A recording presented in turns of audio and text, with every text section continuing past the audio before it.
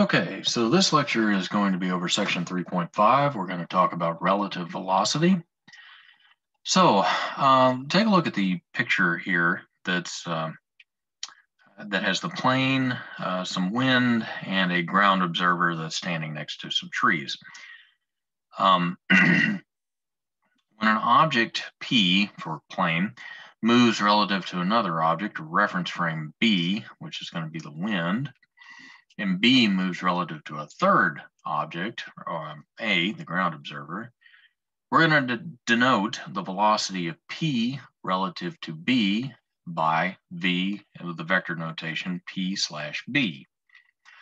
The velocity of P relative to A by the velocity vector on P slash A, and the velocity of B relative to A by the velocity vector of B slash A. So if you take a look at how these velocities are related, you'll see that the velocity of P slash A is the same as the velocity of P slash B plus the velocity of B slash A. And you can see these vector notations here. The velocity vector of P relative to B and the velocity vector of B relative to A is going to give you the velocity of P relative to A.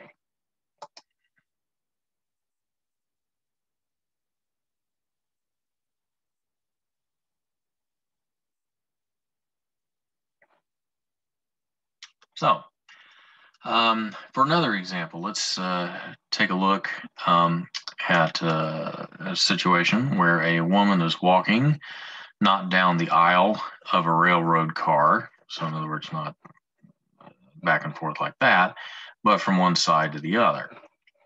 And she's walking with speed of 1 meter per second.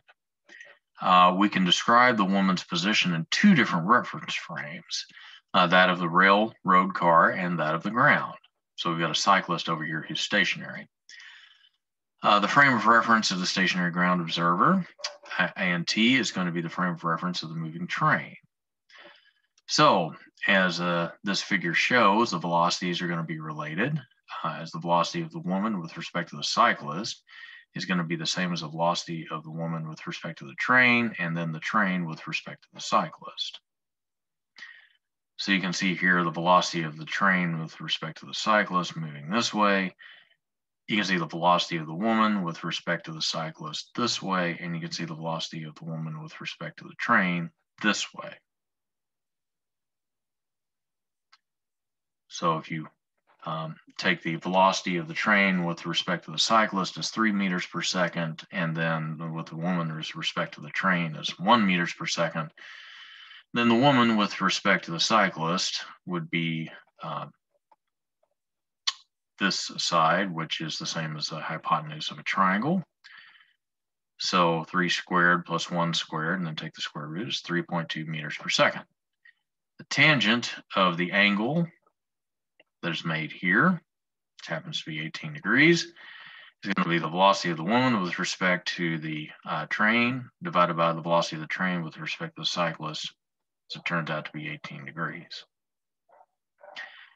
And the general rule is that if A and B are any 2 points in the frame of reference, then the velocity with A with respect to B is going to be equal to the exact opposite of the velocity of B with respect to A.